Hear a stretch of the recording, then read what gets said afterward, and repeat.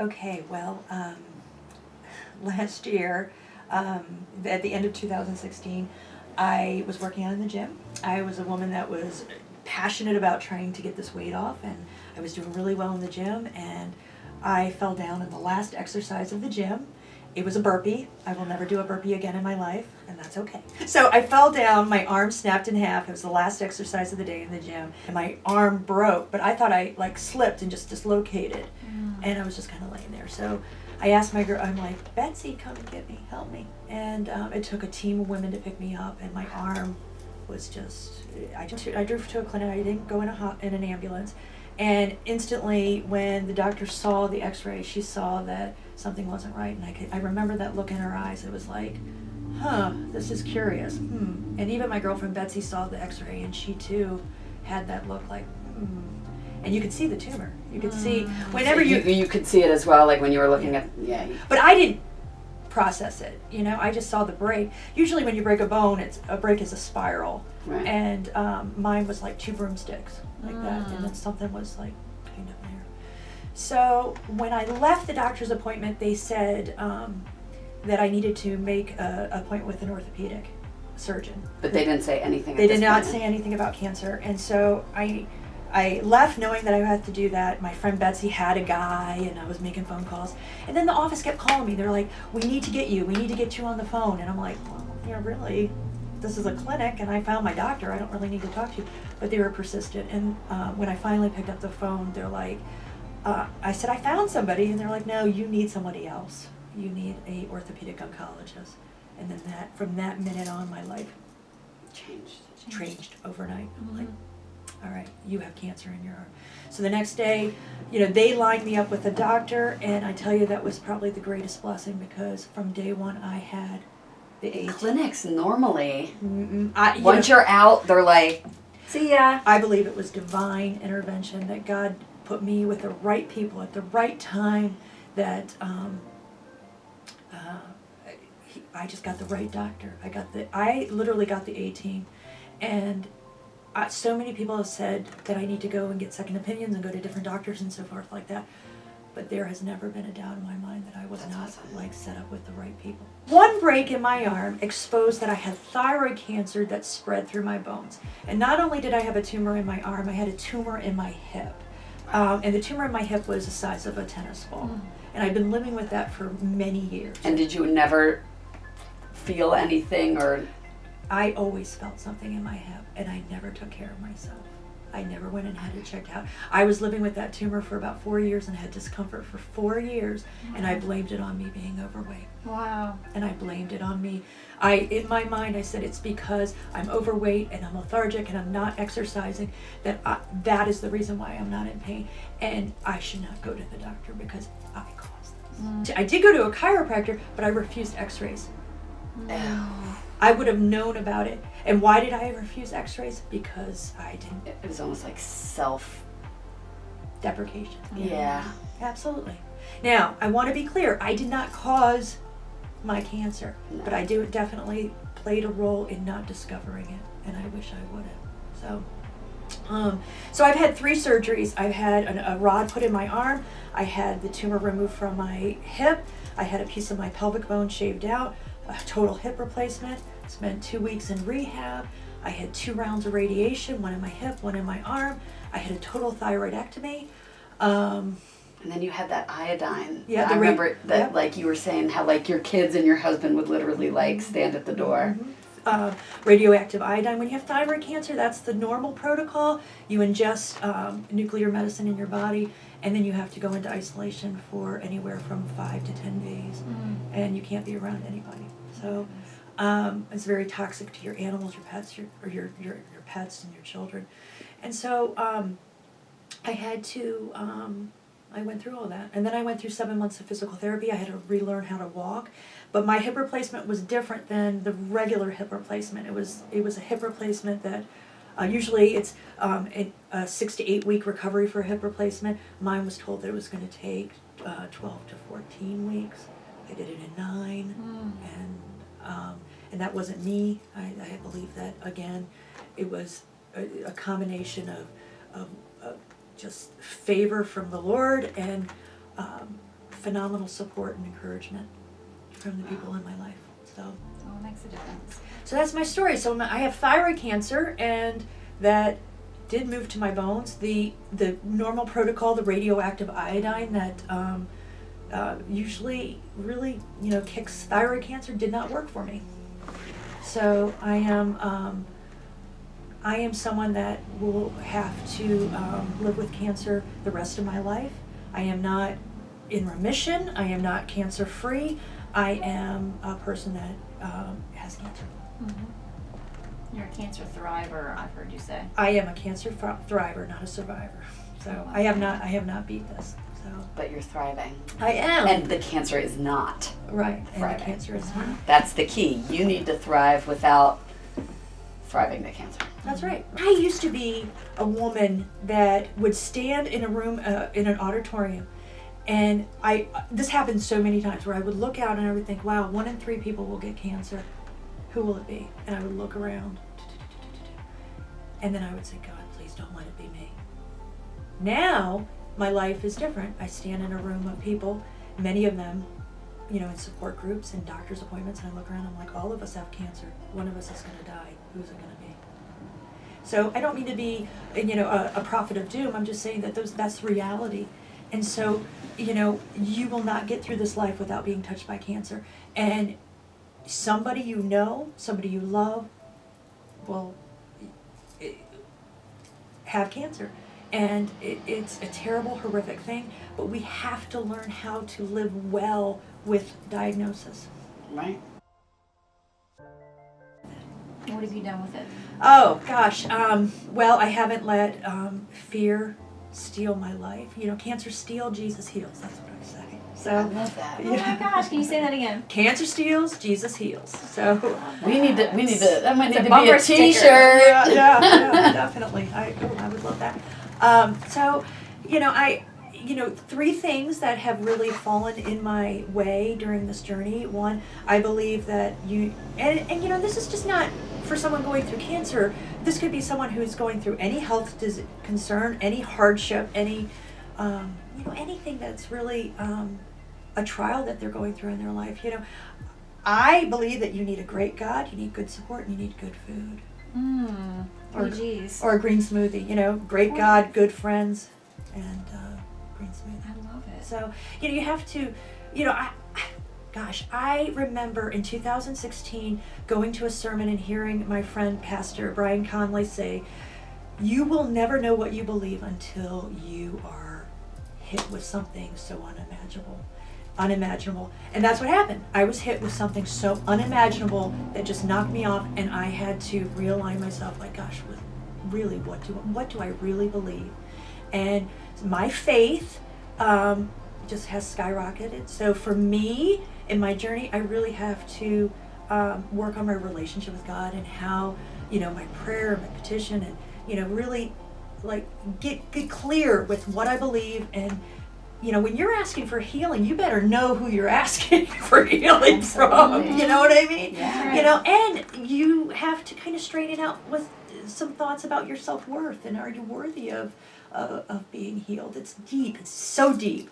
But, lots of conversations I've had in the hospital rooms, in surgery, in my bed, in the stillness of the hour, like, okay, I need help. You need to show me how I get through this. And then, with that, I've had great support. I had to align myself with awesome family and friends, So many brilliant people came to my side and still are. And I just, oh, gosh, I can't tell you.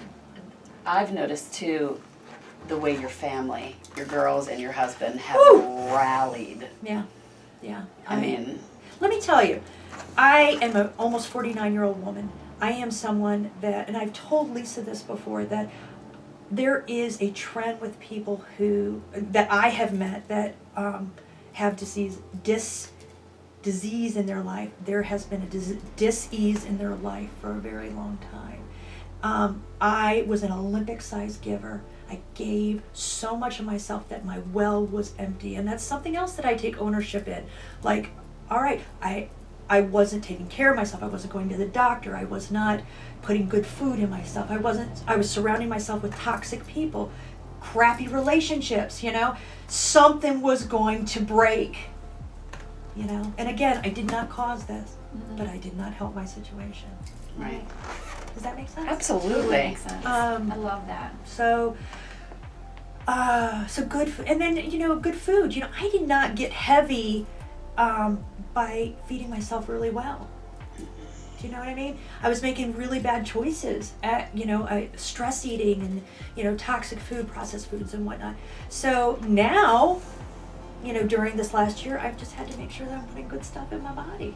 You know, good people in my body, good thoughts in my body. You know, when you have cancer, you can't be toxic, but it's mind, body, spirit. You know. Yeah. You know, and I gotta, you know, exercise and get some oxygen, good stuff. It's all work. It's all work. It's all work. But for me, you know, I additionally, you know, above that, I've had to like really, you know, really find out what makes me tick, what brings joy in my life. And you know, you could be completely laid up, unable to walk, in the worst pain, but if you could just like find some joy somewhere. Your videos when you were in bed and you were posting videos were very, I mean, I remember thinking to myself, gosh, this woman is going through probably one of the most horrendous things she will ever go through, and she is handling it with grace. I mean, Joy. And joy, you were laughing, you were joking, you were, but you have to. Yeah, well, I mean, it's pretty, you know. But I'm sure there were times of sadness and Oh, there still grief. are. In the last 2 weeks, I've had 8 doctor's appointments. I've had 5 scans. I'm a watch and wait cancer person. You know, the doctors are watching my cancer and waiting for it to move. I am watching God and waiting for Him to move. You know, and so it's like, so every 3 months I go through this again. And every 3 months it's like mental, you know, do you have it? Do you not have it? What if you have it? Will you be able to pay for this scan or that scan? What do you do in the middle of those 3 months not to let it sit and fester? That's a good question. Because when I go through something or my children are going through something and I know there's appointments coming up and I have 2 weeks until I'm going to find out what's going on, and it eats me inside. It completely does. What do you do in between those 3 months? Joy. Just tackle it. Just what brings you joy. Now, and sometimes I lose my focus on that and I have to go meet with my therapist, who is also a cancer thriver. You know, he stage 4 colon, brain, and lung cancer, and he is still kicking. He's like, you have to find joy. And so I need to be reminded of that. So connecting with people is where I find joy. You know, whatever I can do, whether it's, you know, online or talking to people or phoning a friend or meeting a stranger in a grocery store, those things bring me so much joy that I feel like God puts people in my path, and if I can encourage someone, it takes my mind on what I'm going through. I need to be on the offensive with my cancer, not on the defensive. And offensive is making sure that, you know, I'm doing the good stuff for my body, but also adding joy to my life. I love that. I love it. Yeah. And whenever you post those joy stories, it always brings me joy. So it's definitely a contagious thing.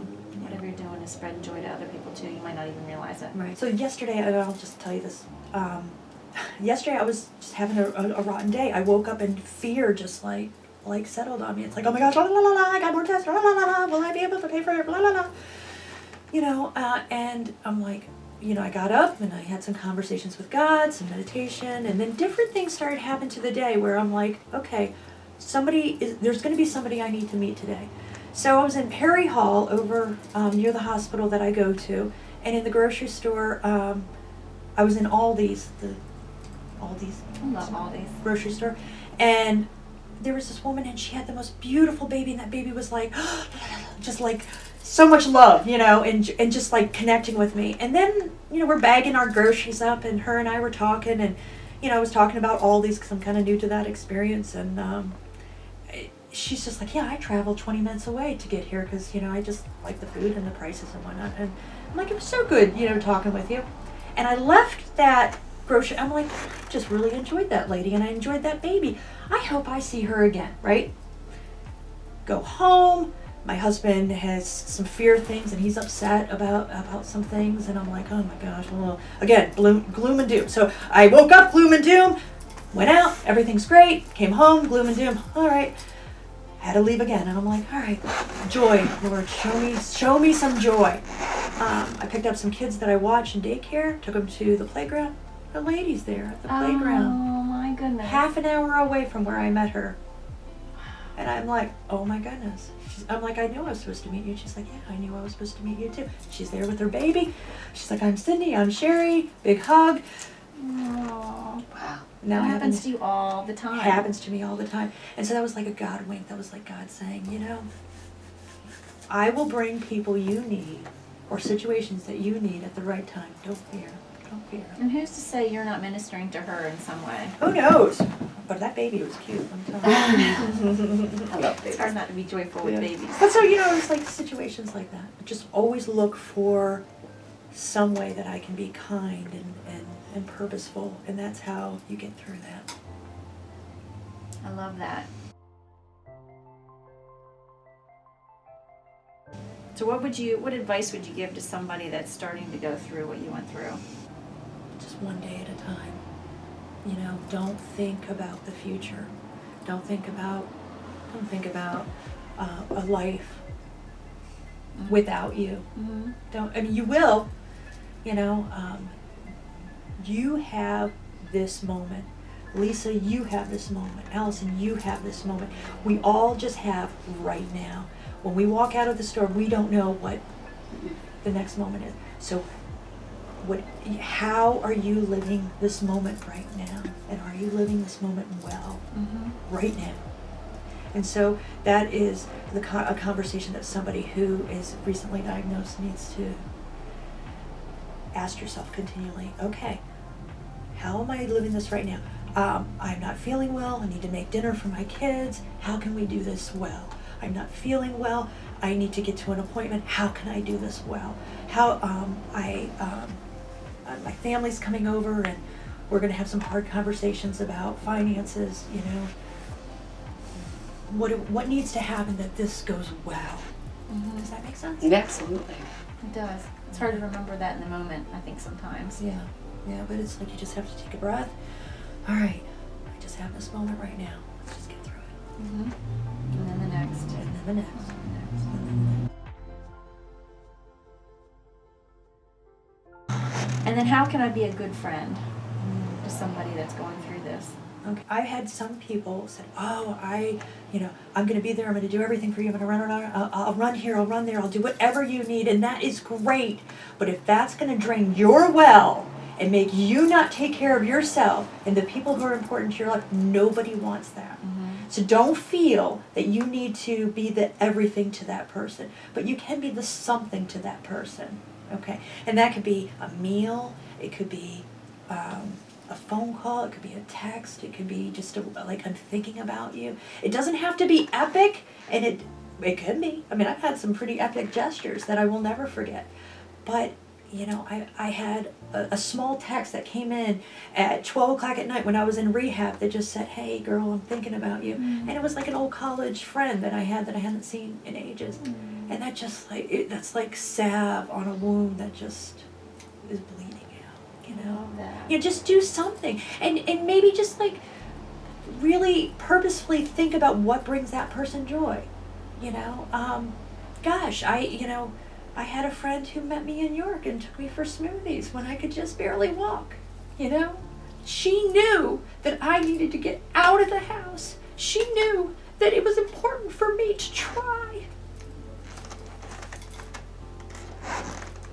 I also had a friend that gave me her dumb juicer, A dumb juicer. because I thought that I was going to be juicing carrots the rest of my life, and How's that going?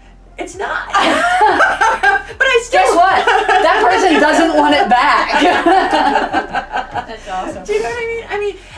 But that juicer led to a wonderful afternoon and a great conversation, and so what can you do? What can you do for that person, and don't think it's not good enough? Tiny little bits of joy are just as effective as epic gestures. Absolutely. Yeah. But don't shrink back. Don't be afraid. Don't be afraid of getting too close to cancer. It is all around us. It's just the way our world is, you know. It's not going to. It's going to affect you whether you know it or not. So, like I said, let's be on the offense and just kill it with joy. I love it. You know, I do have regrets about how I live my life, but I can't have any regrets how I move forward. Mm-hmm. So You got some great stuff planned too. I do. I've been watching I've been watching your Facebook page. There's some big stuff coming up. Really big stuff. You're climbing a big mountain. Yeah, yeah. You know, I'm gonna. You know, I might have lots of doctor's appointments. I might have fear that comes in and out of my life, but I have and you know who really knows how much time I have in this world. You know, but let's set some goals. Let's move. That's what my therapist says. You know, all right, set some goals. Let's do it. What's your next goal? Well, one is, the big one is this fall, my husband and I are going back to Utah. We're going to climb some mountains. I took a trip in 2015 that tumor was preventing me from doing the hikes that I wanted to do, or to do them well, and I need a mountaintop experience. So that's my story, and I just, you know, Thank you for sharing it. thank you. Thank you. I love you both. I love, I love you very much. She's good stuff, that Sherry.